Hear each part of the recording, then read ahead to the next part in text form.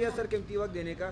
کیا سمجھتے ہیں سر کہ اس وقت مجموعی صورتحال بلوچستان کی پھر سے دہشت گردی جو ہے وہ پروان چڑھ رہی ہے اور کل بھی ایک اس طرح کا افسوسناک واقعہ ہوا, اب کس نظر سے اس تمام تر صورتحال کو دیکھتے ہیں؟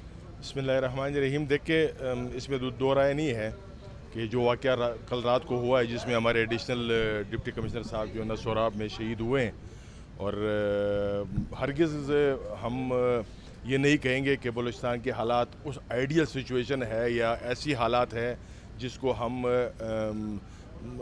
ایسے حالات سے تشبیہ دے سکیں کہ ہم کہیں کہ ہم مطمئن ہیں اور حالات نارمل چل رہے ہیں.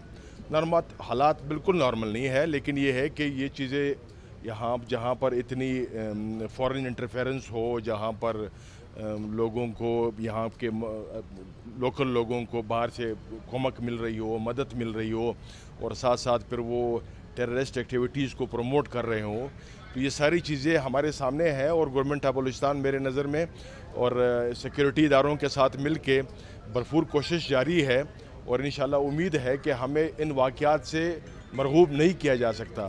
ایسے واقعات ہوتے رہیں گے اور انشاءاللہ تعالیٰ اس پہ کنٹرول کرنا کوئی میرے نزدیک کوئی مشکل کام نہیں ہے, اور مجھے امید ہے یہ کنٹرول ہوں گے اور ہم انشاءاللہ آگے بڑھیں گے. گرینڈ جرگہ ہے, آج وزیر اعظم کوئٹہ پہنچ چکے ہیں, گرینڈ جرگہ منعقد کیا گیا ہے مجموعی صورتحال سے, اس سے متعلق کیا کہیں گے؟ دیکھیں گرینڈ جرگہ بالکل آج گرینڈ جرگہ ہوگا آج ابھی سے تھوڑی دیر بعد, اور مجھے امید ہے انشاءاللہ تعالیٰ وہاں پر بلوچستان کے تمام قبائل جس میں ہمارے نوٹیبلز ہوں گے اس کے اندر, اور ہمارے الیکٹڈ نمائندے ہوں گے اس کے اندر, اور ہمارے سیکیورٹی ادارے ہوں گے, پرائم منسٹر ہوں گے, ان کی ٹیم ہے پوری, تو یہ سارے اس میں پارٹیسپیٹ کریں گے.